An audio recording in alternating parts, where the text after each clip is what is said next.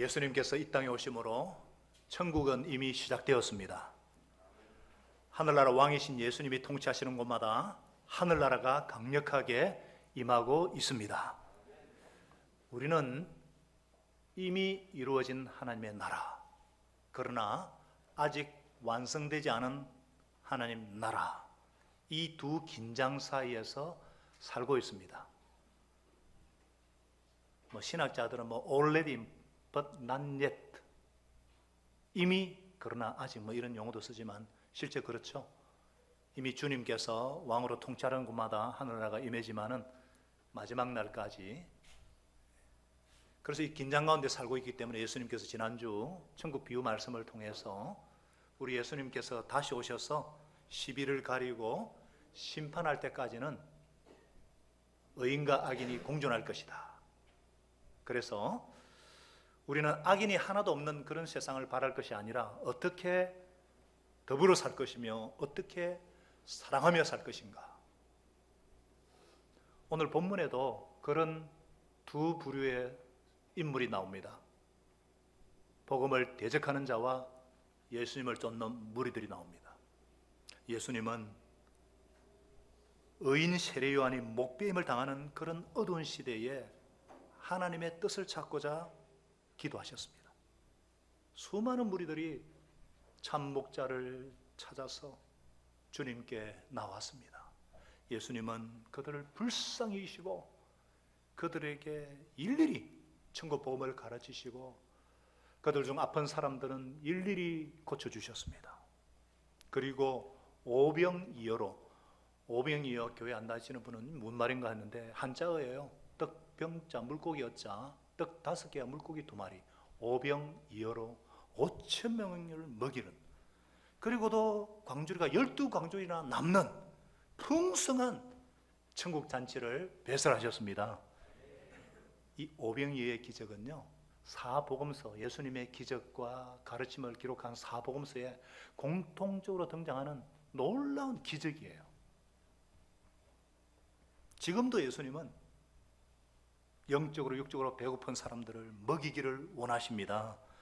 병든 사람을 치료하기를 원하십니다. 무거운 짐에 눌린 자들을 풀어놓기를 원하십니다. 갇힌 자들에게 자유 주기를 원하십니다. 이런 예수님의 마음을 헤아리지 못한다면 예수 믿는다면서도 좀 이상한 그리스도인이 될 가능성이 있어요. 그래서 하나님은 오늘 말씀을 통해서 이 시대와 영혼들을 향한 예수님의 마음을 붙잡기를 원하십니다. 저와 여러분이 예수님을 더 깊이 만나고 주님의 말씀에 순종함으로 천국 잔치의 풍성함을 누리는 기적의 주인공들이 다 되시기를 바랍니다. 그럼 어떻게 하면은 기적의 주인공이 될 수 있을까? 첫째로, 남을 성공시켜주는 사람이 되라. 다 같이요. 남을 성공시켜주는 사람이 되라. 이게 무슨 뜻이죠? 다른 사람의 행복과 성공을 위해 살아라는 거죠. 여러분, 오늘 오병이어의 사건이 있기 전 배경을 보면은 1절에서 12절까지 길게 헤롯 왕에 대한 얘기를 언급하고 있어요. 무엇 때문일까? 바로 예수님께서 활동하신 그 시대의 배경을 말씀해 주고 있습니다. 복음 역사를 반대하는 세력들은 점점 강경하게 노골적으로 예수님을 비난하고 트집을 잡았습니다. 바로 이러한 때에 갈릴리 지역을 다스리는, 그 당시 로마가 세 등분을 했거든요. 갈릴리 지역을 다스리는 분봉 왕이 바로 헤롯입니다. 이 헤롯은요, 아기 예수님이 탄생했을 때 2살 이하의 아이를 모두 죽여버린 헤롯 대왕의 아들입니다. 이 사람은 왕이지만 백성들의 삶에는 전혀 관심이 없는 자, 향락을 즐기며 인생을 보내는 자, 심지어 3절에 보니까 동생의 아내를 빼앗아 자기 아내로 삼고 이것을 문제 삼는 의인 세례 요한을 옥에 가두고 결국은 목까지 벤 인물입니다. 헤롯은 전적으로 자기의 행복만을 위해 살았고 자신을 위해 남을 죽이는 그런 삶을 산 사람이에요. 자, 그러면 이런 그가 행복했을까요?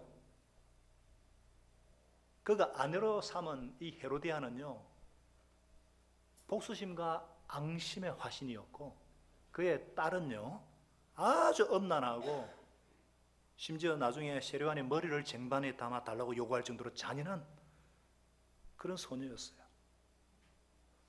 그러니까 이런 집안에서 헤롯의 마음에 기쁠 리가 있겠으며, 그의 마음의 평강이, 그의 삶의 평안이 있을 리가 없죠. 뿐만 아니라 그는 자기가 죽인 세례요한이, 예수님께서 막 병자를 고치고 기진을 쫓아낸다는 소문을 듣고 자기가 죽인 세례요한이 막 살아난 줄로 여길 정도로 극도의 정신분열증을 알았습니다. 헤롯은요 늘 불안한 삶을 살았고 늘 불행한 삶을 살았습니다. 결국 그는 그가 버린 본처의 아버지 아라비아 왕의 침략을 받아서 그의 모든 군대가 전멸당하고 AD 39년에 골 지방에 쫓겨가 비참한 최후를 맞이합니다. 그가 남긴 것이라고는 잠시 제약의 낙과 심판을 당한 것 외에는 열매가 없어요. 반면에 이 헤롯과 대조되는 참된 왕 대신 예수님의 모습, 우리가 그곳에서 감동을 받지 않습니까? 또한 우리가 언제 감동을 받느냐? 저는 119 구조대원들이 위기에 처한 사람을 구조할 때, 최근에도 어떤 동영상을 보니까 맨홀에 빠진 2살 아이를 들어갈 수가 없어요. 그걸 다 깨가지고 구조내는 모습을 보고 얼마나 감동이 되었던지. 세상에서 가장 근사하고 가장 즐거운 일이 있다면 바로 죽어가는 생명을 건져내는 것이 아니겠습니까? 사람들은요 자기를 위해 살면 행복할 것 같지만 아니에요. 실은 남을 잘 살게 할 때, 다른 사람의 생명을 구할 때 진정으로 행복한 것입니다. 초대교회 성도들 보세요. 또 우리가 이런 모습을 예수님을 통해서 볼 수 있잖아요. 예수님의 그 섬김의 모습, 예수님의 인생의 목적이 섬김이었음을 몸소 보여주셨습니다. 그래서 성령 받은 그리스도인들은요 남을 위해 삽니다. 초대교회 성도들이 성령 충만함을 받았을 때에 제일 먼저 한 일 중에 하나가 뭐예요? 자기의 재산을 팔아서 가난한 이웃과 함께 나눈 거예요. 전에는 다른 사람은 전혀 생각하지 않고 그저 자신만 편하면 된다고 생각하고 그것이 행복인 줄 알았는데, 성령 받은 후에는요 행복이 자신의 편안함에 있는 것이 아니라 다른 사람을 섬기는 데 있음을 깨닫고 경험하게 된 것입니다. 우리에게는 다른 사람의 실패가 곧 자기 자신의 성공이다, 기회다, 이렇게 생각하는 어리석은 생각이 있어요.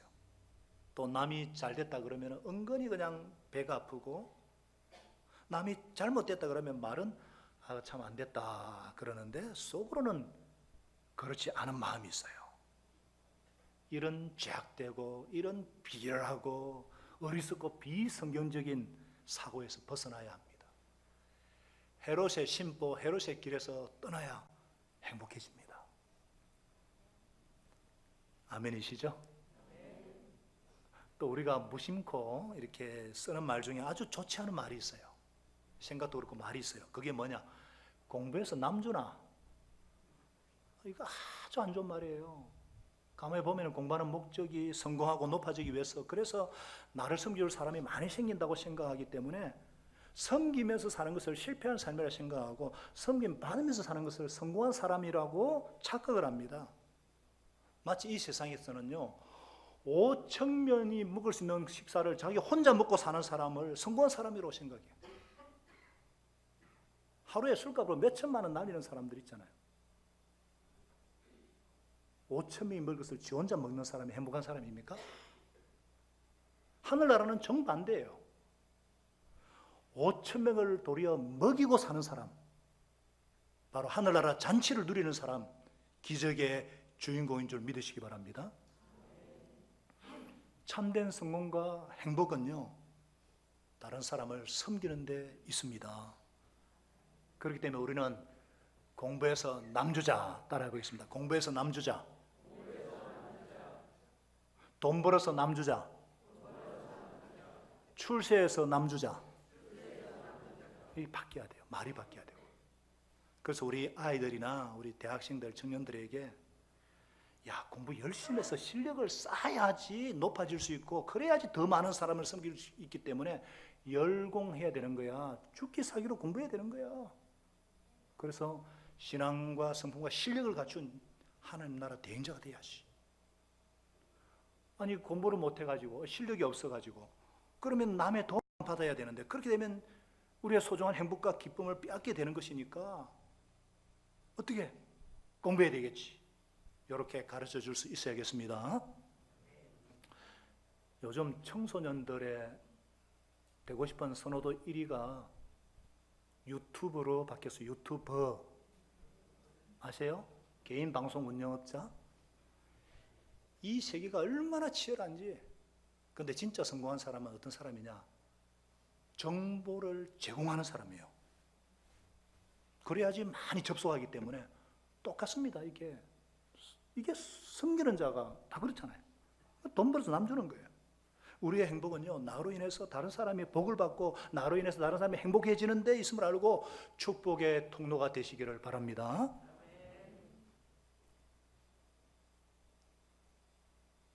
두 번째, 이 기적의 주인공이 되려면은 예수님의 능력을 신뢰하라. 다 같이요.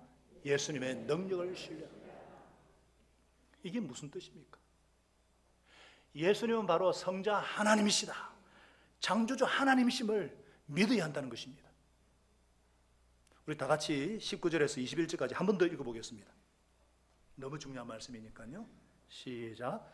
그리고 예수께서는 무리를 풀밭에 앉게 앉으시고 나서 빵 5개와 물고기 2마리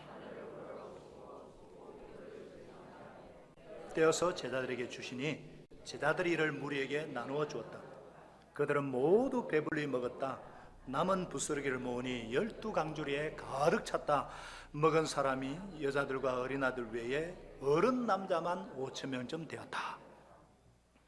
이 오병이어로 5,000명을 먹인 사건, 이것은 교회 다니는 사람들 특히 많이 들어서 잘 아는 얘기죠. 그러나 교회 다니든 안 다니든 얼른 우리가 드는 마음에 정말 이런 일이 일어났을까? 어떻게 떡 5개와 물고기 2마리로 5,000명을 먹이고도 남을 수 있을까? 의심하지 않습니까? 의심이 안 들어요? 저는 이게 얼마나 의심했는지 모릅니다. 어떻게 이게 가능하냐고. 자연 법칙으로는 도저히 될 수 없는 일이잖아요. 그래서 심지어 어떤 사람은요, 다들 도시락 가지고 왔는데 꺼내놓지 않고 있다가 어떤 애가 주님께 드리는 거 보고 다들 지 도시락 꺼내 먹고 그리고 12강줄 남았다. 이 말이 됩니까 이게? 그럼 그거 다 기록해놨지. 이미 마음속에 기적을 믿지 않는 거예요. 여러분, 초자연적인 게 뭐예요? 기적이라는 게 초자연인데 자연을 초월한 거잖아요. 자연 법칙을 초월하고 지배를 받지 않는 거. 이 과학을 신봉하는 분들 이렇게 과학 그러면은 과학이란 게 사실 자연계에서 일어나는 현상을 관찰하고 설명하는 도구에 불과하죠. 자연을 넘어서는 것은요, 과학을 능가하는 것입니다. 예를 들어서 지금 우리 눈에 보이는 이거 가시광선이라고 그러잖아요. 근데 이 공간에는요, 이렇게 불빛이지만 보이지 않는 전파 아십니까? 있는 거? 예. 우리가 눈에 보이는 가시광선보다 주파수가 더 높은 것을 자외선이라고 그러고 낮은 것을 적외선이라고 그러거든요. 육안으로는 안 보여요. 근데 있다는 것을 어떻게 알 수 있어요? 도구를 착용하죠. 특공대들이 적외선 안경을 끼고 작전을 수행하잖아요. 그 안경을 끼고 동굴에 들어가면 박쥐가 확 붙어 있잖아요. 이처럼 기적은 과학으로 증명이나 설명이 안 되기 때문에 다른 방법을 써야죠. 그러면 기적이 일어나는 것을 어떻게 알 수 있어요? 얼마나 많은 사람이 그 기적을 보았는가. 목격한 그들이 가식이나 사기나 거짓말이 아니라 얼마나 신실한 자들인가. 또 기적을 체험했던 자들의 생활이 어떻게 변했는가. 이런 것들을 통해서 기적이 일어났구나. 그렇게 결론을 내려야죠. 그런 점에서 저는 이 오병이어로 5,000명을 먹인 것은 실제 역사적 사건임을 믿습니다.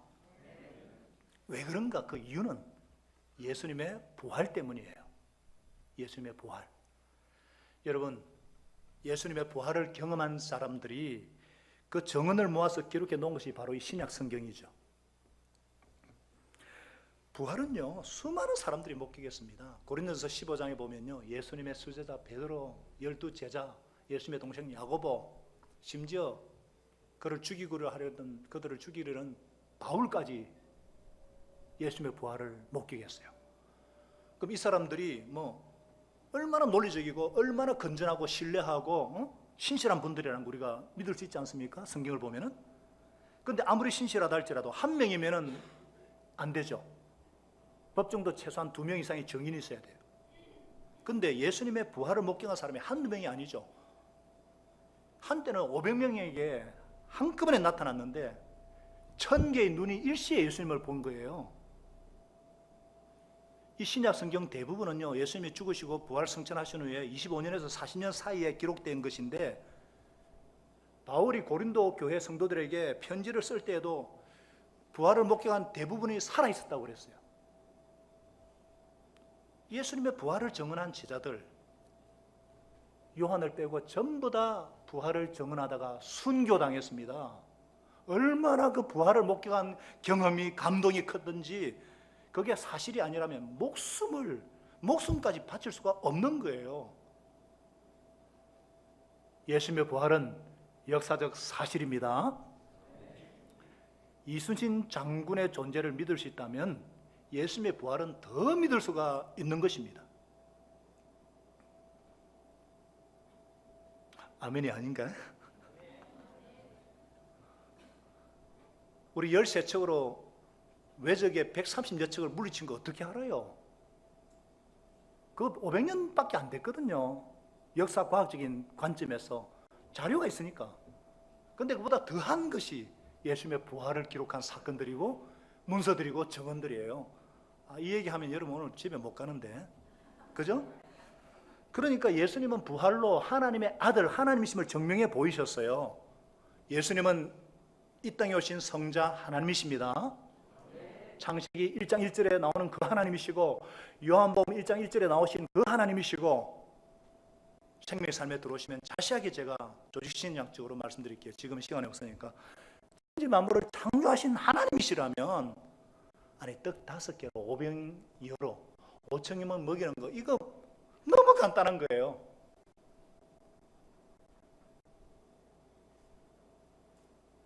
제가 중학교 때 공부도 못하는 것들이 막 예수 믿으라고 저한테 전도를 해요, 친구들이.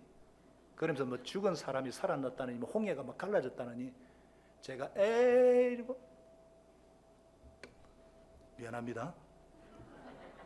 시비를 막 제가 걸고, 아니 어떻게 죽은 사람이 다시 살아날 수 있어? 어떻게 바다가 갈라지냐? 지금이라면 제가 분명히 말할 수 있어요. 하나님은 생명을 창조하신 분인데 죽은 사람 살리는 거 뭐 그렇게 대단하냐? 하나님은 이 우주 만물을 창조하신 전능하신 분이신데 그까지 홍해 하나 붙였다 뗐다, 그게 뭐 그리 대단하냐? 마찬가지죠.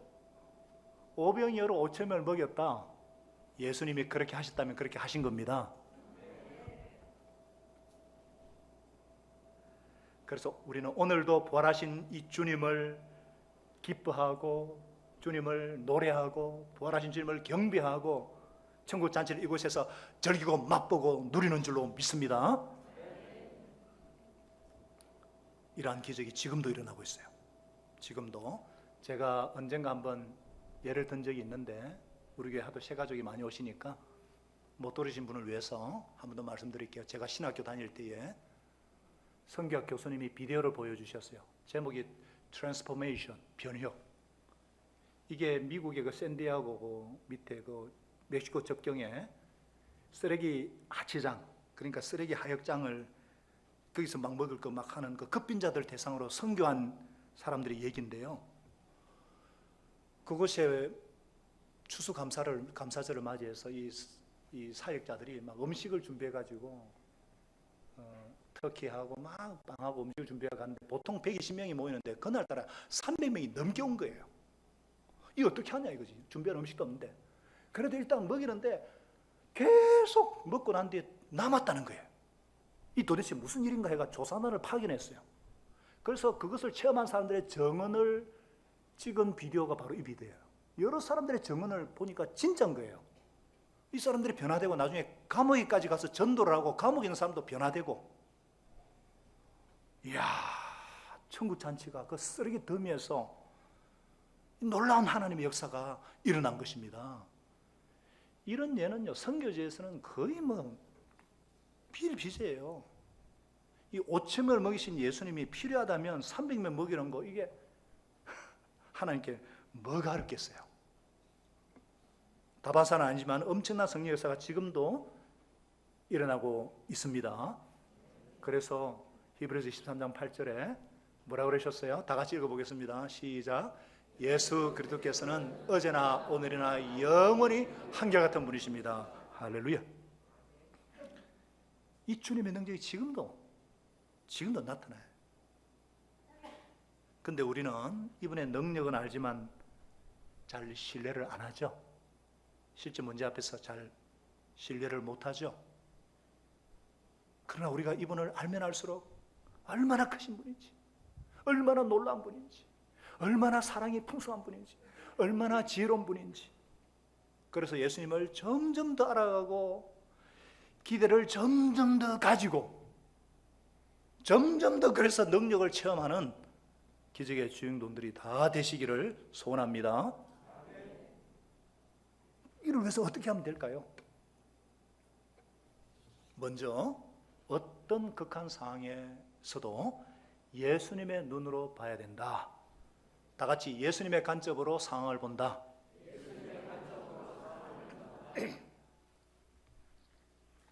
자, 이 제자들 편에서 한번 보십시다. 지금 수많은 무리들이 저녁이 되어도 집에 갈 생각을 안 해요. 예수님의 설교는 끝날 생각을 안 해요.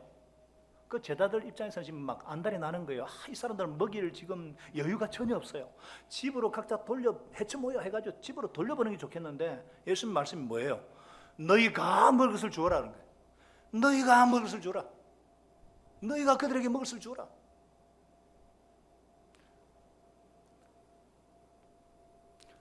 한돈희 목자님, 죄송한데요, 에어컨 꺼주실래요? 제 집 목이 잠기는 것 같아가지고. 너희가 뭘 주라. 그러니까 아주 이렇게 까칠하고 계산이 빠른 제자 중에 빌립이라는 제자가 요한복음 6장에 뭐라 그러냐면, 이 사람들에게 모두 조금씩이라도 먹게 하려면 빵 200데나른 어치를 가지고서도 충분히 못합니다. 때는 저녁이고 빈들이고 돈도 없고, 돈이 있더라도 사 먹을 마트도 없는데 제자들로서는 해결책이 없는 거예요. 200데나른 어치도 충분하지 않아요. 이 말밖에 할 게 없어요. 만약 그들이 이 예수님이 어떤 분이신가, 예수님을 제대로 알았더라면 뭐가 달라졌지 않겠습니까? 이들이 예수님을 잘 몰라서 그래요.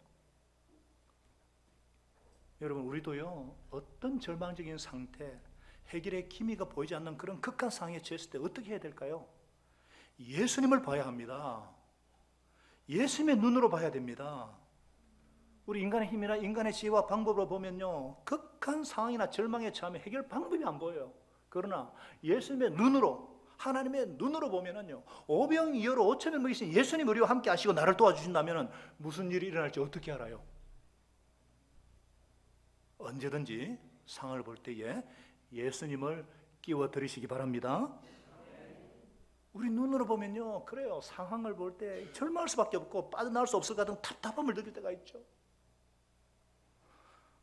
자녀에게 예기치 못한 문제가 생겼을 때, 가정에 어떤 정말 예기치 않는 문제가 발생하고, 그렇게 오랫동안 준비한 프로젝트나 이런 사업이 풀리지 않을 때에 어떻게 해요?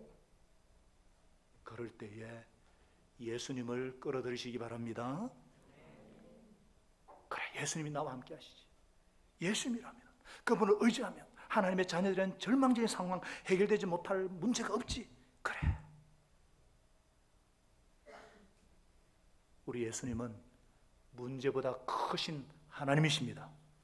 예수님은 능치 못하심이 없는 전능하신 하나님이십니다. 사람으로서는 할 수 없으되 하나님으로서는 다 하실 수 있느니라. 따라하겠습니다. 사람으로서는 할 수 없으되 하나님으로서는 다 하실 수 있느니라. With man it is impossible. With God everything is possible. 그래서 기적의 주인공이 되려면 제일 중요한 거예요. 세 번째, 공급자가 아니라 분배자임을 안다. 다 같이요. 무슨 뜻이에요? 먹이시는 분은 누구예요? 하나님이시죠.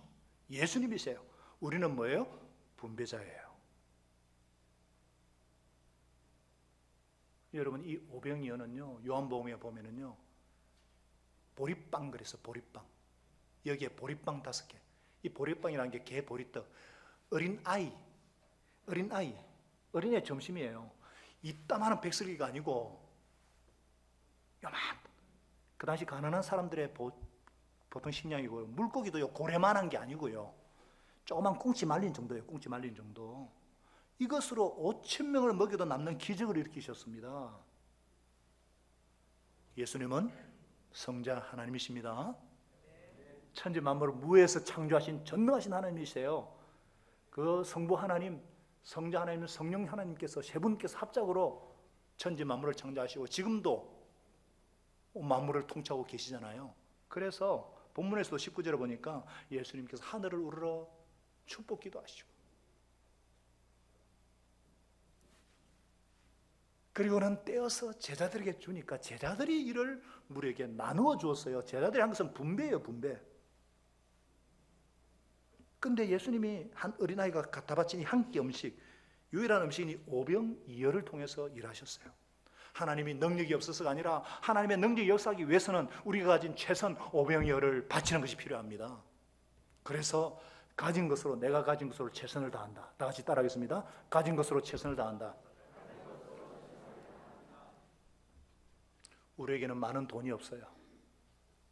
권력도 없어요. 그러나 저와 여러분에게는 오병이어는 있습니다. 누구나 있습니다. 그것이 무엇이겠어요? 예수님을 믿는 겨자씨와 같은 믿음, 그분의 말씀에 순종하는 순종의 오병이어, 진심과 기도의 오병이어는 있는 줄로 믿습니다. 요한복음 2장에 보면은요, 물을 포도주로 변화시키는 놀라운 일이 나오죠. 맹물인데 포도주로. 아니, 무에서 유를 창조하신 하나님이 액체를 그냥 포도주. 이게 뭐가 어렵겠어요? 근데 이게 어려워요. 이 창조거든요, 창조. 물은 H2O잖아요. 포도주는 알코올입니다. C2H5OH라고 창조에 탄소가 들어간 창조예요. 그런 이런 기적인데, 이게 창조주께서는 어렵지 않습니다만은 이 기적의 이면에는 뭐가 있었습니까? 항아리에 물을 가득 채우라. 그리고 그것을 떠서 갖다 주라. 순종이 필요했습니다. 순종하는 중에 물이 포도주로 바뀌는 거예요. 그래서 우리 편에서도 오병이어로 최선을 다하는 것이 필요합니다. 저도요, 우리 교회 담임 목사는 예수님이시고 늘 제가 부목사로 이렇게 사역하지만은요, 최선을 다합니다. 그리고 설교를 준비할 때도요, 주석책을 보고 여러 가지 정보를 시집하고 묵상하고, 제가 막 일주일 내내, 그러나 제가 막 지어 짠다고 해가지고 감동을 주는 설교 어떻게 하겠습니까? 하나님이 도와주셔야죠. 그럼에도 저는 최선을 다해요. 다른 분들의 설교집도 읽고 성경 버전도 여러 개를 읽고, 준비할 때는 모든 것이 내게 달린 것처럼, 그러나 설교 때는 모든 것이 하나님께 달린 것처럼, 그래서 1부, 2부에 가봐 예화도 틀리고 틀려요. 우리 지금 초등부 여름 캠프를 앞두고 우리 초등부 교사 중에 어떤 분은요, 연극 준비로 매일 날밤을 새우면서 준비하는 모습 열심히 있는 말 대단해요. 이런 수고와 섬김이 초등부의 부흥의 원동력이 아닌가. 그러나 교사들이 아무리 열심히 한다고 되겠습니까? 하나님이 도와주셔야죠. 성령님이 역사하도록 그래서 간절히 기도하잖아요. 그럼에도 불구하고 훌륭한 교사가 되려면 가르치는 기술이나 책도 읽고 아이들도 이해하고 최선을 다해야죠. 이번에 캠프 준비를 위해서 엄청난 수고를 하고 있고, 이런 교사들을 보고 배운 자녀들이 막 새 친구 한 명씩 초청하고자 기도를 하고, 이런 섬김과 수고와 헌신의 오병이어를 축복하셔서 성령에서 강력하게 역사함으로 우리 아이들의 마음을 활짝 열어주시고 살아계시고 참되신 하나님을 만나는 천국 잔치가 되게 하실 줄로 믿습니다. 청소년부터 오래전부터 삶으로 증명이 된 아주 강사들을 섭외를 했고 좋은 장소를 예약했고 막 교사들이 다 답사까지 하고 막 프로그램을 막 준비하고 있기 때문에 천국 잔치가 되기를 간절히 기도하고 있고 유치부도 마찬가지예요. 여러분 동일하게 나의 사업을 통해서 하나님께 영광 돌리고자 하시는 분들은 내가 뭐 머리 굴린다고 이게 잘 됩니까? 하나님이 도와주셔야 되잖아요. 그럼에도 내 편에서 최선을 다해야죠. 경영에 관한 책을 읽고 성공 스토리도 이렇게 배우고 경제 정세 흐름도 파악하고 공부를 해야죠. 하나님께서는요, 이 최선을 다해 드리는 오병이를 통해서 기적을 이루어 주십니다. 우리 하나님은 얼마든지 혼자 하실 수 있지만 우리가 가진 최선을 드릴 때에 역사하십니다. 그런데 이미 말씀드린 것처럼 그것이 반드시 많은 필요는 없어요. 반드시 많을 필요 없어요. 이 17절에 보니까 우리에게 있는 것이라고는 이 빵 5개와 물고기 2마리밖에 없습니다. 참 어떻게 보면 송구스럽고 죄송스럽고, 근데도 주님은 18절에 그것들을 이리로 가져오너라, 내게로 가져오너라 아주 기쁘게 받으셨어요. 주님께서 말씀하시니까 여기 있습니다. 이게 얼마나, 근데 주님께서 그것으로 5,000명을 먹이셨어요. 최선이면 됩니다. 양이 문제가 아닙니다. 진심만 드리면 됩니다. 순종만 드리면 됩니다. 아멘 할 때까지 계속 해야 되네. 양이 문제가 아닙니다. 진심만 드리면 됩니다. 순종만 드리면 됩니다. 그럴 때에 생각지 못한 큰 일을 이루시는 하나님을 경험하게 되실 줄로 믿습니다. 그래서 저와 여러분들이 반드시 기억해야 될 것이, 우리 역할은 뭐가 아니고요, 공급자가 아니고 뭐라고요? 분배자다. 복음의 유통업자라는 거예요. 복음의 실체 대신 주님을 유통시키는, 너희가 먹을 것을 주어라 그러니까 마가복음에서요 6장에서는요 어떻게 표현했냐면은, 마가복음 6장 37절에 그러면부터 한번 같이 읽어봅시다. 시작. 그러면 우리가 가서 빵 200데나리온 어치를 사다가 그들에게 먹이라는 말씀입니까? 이렇게 했겠어요. 제자들이, 아니 200데나리온 어치를 사다가 그들에게 먹이라는 말씀입니까? 뭔가 짜증이 느껴지지 않습니까? 아주 짜증스러운 토 아니에요? 200데나리온이라는 것은 그 당시 노동자의 200일의 임금이에요. 오늘날 돈으로 환산하면 2천만 원입니다. 여러분 2천만 원이에요. 아니 2천만 원이 어디 있어요? 짜증스럽고 말이 되는 소리를 하시라고, 이런 뜻이거든요. 왜 그래요? 예수님이 먹이라고 하니까 자기들 보고 먹이라는 줄 알고, 자기들이 어떻게 해야 되는 줄 알고, 그러니까 짜증나는 거예요. 여러분 예수님의 의도가 뭐예요? 너희가 먹이는 것이 아니라 나눠주기만 해라 이 말이에요. 그 19절에 제자들이 뭐 했어요? 나눠주는 일만 했잖아요. 우리는 공급자가 아니라 분배자다. 꼭 기억하시기 바랍니다. 하나님이, 살아계신 예수님이 모든 능력과 원천이에요. 우리 교회가요, 규모는 작지만은 여러모로 소문이 어떻게 좋게 났는지 하여튼 계속 도움을 요청하는 공문이 제 책상에 계속 쌓여요. 돕고 싶은 마음이 굴뚝 같고 참 실제로 많이 돕고 있거든요. 근데 다 못하니까 자꾸 이렇게 오니까 짜증이 나는 거예요. 또 선교지도 이렇게 계속 사역이 생기고 도와야 될 것이 많아지니까 어떤 때는 너무 힘들다, 너무 버겁다. 근데 제 깊은 이면에 뭐가 문제냐면 공급자라고 생각하니 그런 거예요. 그때 주님께서 탁, 야, 내가 공급자야. 내가 주고, 내가 주는 것만큼 너는 나눠주기만 하면 돼. 아멘이시죠? 네. 하나님은요, 우리가 공급자가 아니라는 거예요. 그러니까 얼마나 마음이 편해지는지. 내가 줄 테니까 너는 분배자가 되라. 이게 신앙의 원칙입니다. 모든 면에서 원칙이에요. 무슨 일을 맡길 때는요, 주님께서 지혜와 능력을 공급해 줄 테니까 너는 분배자가 되라는 거예요. 너는 순종만 해라. 예, 우리 주님은요, 우리의 작은 믿음과 순종을 사용하십니다. 사실 뭐 우리의 믿음이란 게 참 그렇잖아요. 신경치 않거든요. 뭔가 문제가 생겼을 때 막 조금 기도하다고 애를 쓰다가도 막 성질이 나면 막 그냥 고함 한번 지르고 포기하고 마는 이 내 부족한 믿음, 한 번씩 기가 막힐 때가 있습니다.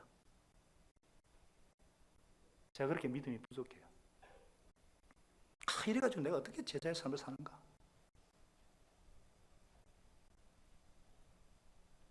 그럼에도 그 처절한 현실 문제 앞에서 내 코가 석잔데 내가 어떻게 먹여? 그것도 5,000명이나 이렇게 하지 않고, 그럼에도 힘든 사람들, 내 주위에 있는 굶주린 영혼들을 살피서 먹이러 가는 분들이 우리 교회는 얼마나 많은지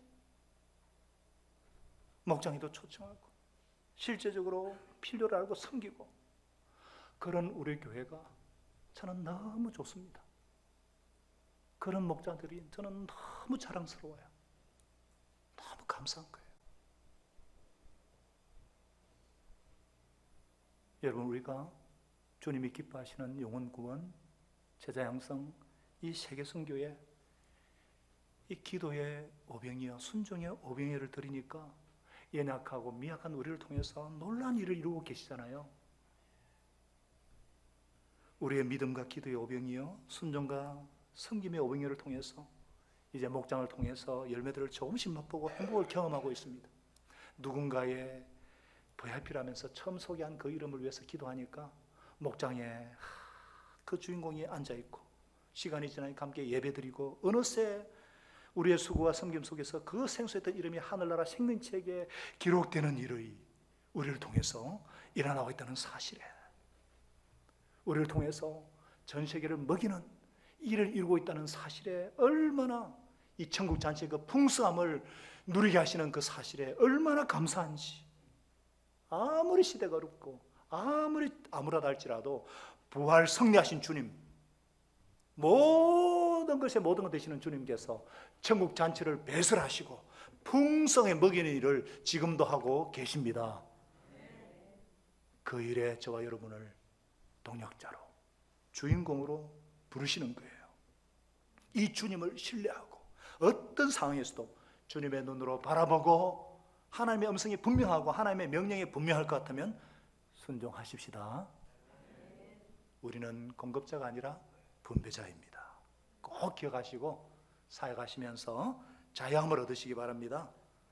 내가 줘야 된다고 생각하니까 막 부담이 되고, 그래서 자기를 달라붙고 주위 사람들을 긴장하게 만들지 말고 주신 만큼 나누어주는 분배자가 되어서 생각지도 못한 큰 기적, 천국 자체의 그 풍성함을 체험하는 기적의 주인공들이 다 되시기를 예수님의 이름으로 축원합니다. 기도하겠습니다. 우리 1분 2분 정도 침묵하면서 오늘 하나님께 나에게 감동을 주신 일이 있다, 내가 정말 돌파해야 될 어떤 문제가 있다, 주님 나의 오병이어는 무엇입니까? 우리 주님의 마음을, 주님의 소원을 생각하면서 결단하며 회개하며 기도하는 시간을 갖겠습니다. 주님, 아버지,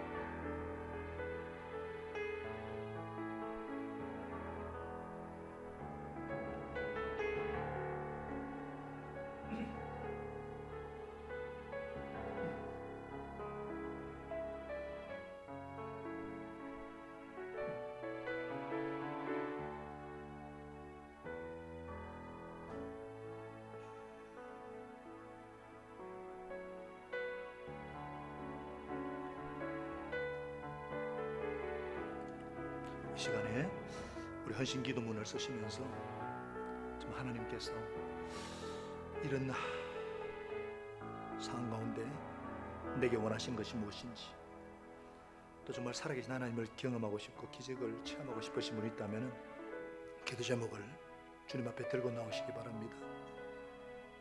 잠시 우리가 헌신 찬양할 텐데 정말 이 주님을 만나고 싶습니다. 하늘나라 왕이신 예수님의 통치를 받고 싶습니다. 오늘 예수영전 모임에 참석하고 세례받고 싶습니다.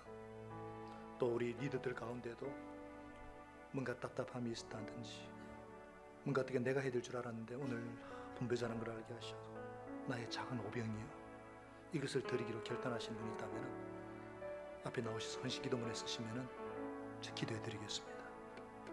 우리 시간 다 같이 일어나셔서 전능하신 하나님, 나의 주 하나님을 바라보면서 믿음으로 우리가 순종히 바라봅니다. 전능하신 하나님을 바라봅니다. 이 주님을 바라보고 기적의 주인공이 되고 싶습니다. 천국잔치 그 풍성함을 맛보고 싶습니다. 주님 도와주십시오 하시는 분들은 앞으로 나오셔서 기도문 쓰시기 바랍니다. 하나님은 그 기도의 오병이어를 기뻐 받으시고 헌신의 순종의 오병이어를 기뻐 받으시고 오늘 이 시간, 내일이 아니라 오늘 우리 하나님은 우리의 자연 법칙을 초월하신 분이시고 문제보다 크신 분이시고 여러분 어떤 문제가 있든지 그것을 주님 앞에 들고 나오셔야 돼요. 주님의 눈으로 보고 주님을 신뢰하고 예수 이름의 능력 부활의 권능을 의지하고 그래서 우리가 정말 이 천국잔치 풍성함을 누릴 뿐만 아니라 이것을 흘러보내는 유통업자로 분배자로서 축복의 통로로 우리를 사용해 주시도록 우리 교회가 미약하지만 성령님께 사로잡혀서 우리는 건강은 없지만 오직 예수 그리스도 이름 건시에 의지하고 그래서 세계를 먹이는 본부로서 오병이어를 먹이는 주님의 마음껏 들어서지는 우리 가정, 우리 목장, 우리 미래의 교회가 되게 우리 생업 현장이 될 수 있도록 우리 기도하십시다. 성령께서 나를 만져주신다 하시는 분은 바로 나가지 마시고 좀 더 기도하시고요. 계속 하신 기도문 쓰시는 분 쓰시기 바랍니다. 성령님, 하늘 땅의 모든 권세를 가지신 주님이시여 이 시간 우리 한 사람 한 사람을 다스려 주시옵소서. 주님의 평강을 허락하여 주옵소서. 이제 예수 이름 건시에 의지하여서 부활의 주님의 능력을 신뢰하면서 평안한 마음으로 삶의 현장으로 돌아가는 저들의 발걸음을 인도하여 주옵소서.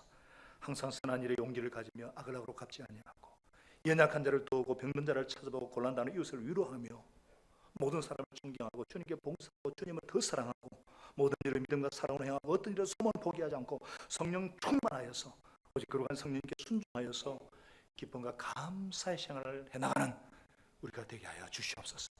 그래서 기적의 주인공이 되게 하시고 하나님 아버지는 저와 여러분을 항상 동행하시고 도와주실 줄로 믿습니다. 이제는 지금도 살아계셔서 하늘 보좌로부터 끊임없이 당신의 살과 피를 먹이시고 우리에게 떼어주심으로 천국의 그 기쁨을 풍성히 맛보게 하시는 나의 구주 나의 왕 예수 그리스도의 놀라우신 은혜와 독생자뿐만 아니라 우리에게 모든 것을 주기 원하시는 아버지 하나님의 그 놀라우신 사랑하심과 성령 하나님의 위로교통 충만케 하시는 역사하심이 오늘 기적의 주인공이 되기를 소원하면서 다른 사람의 섬기는 자요 예수님의 능력을 신뢰하는 자요 항상 주님의 이름의 권세와 능력을 의지하여 분배자로서 복음의 통로가 되기를 간절히 사모하는 사랑하는 주의 백성들 그 가정과 생업의 현장과 사역 위에 우리 전 세계에서 흩어져 수고하시는 우리 사랑하는 선교사들과 그 가정과 사역 위에 항상 함께 하시기를 간절히 축원하옵나이다. 아멘.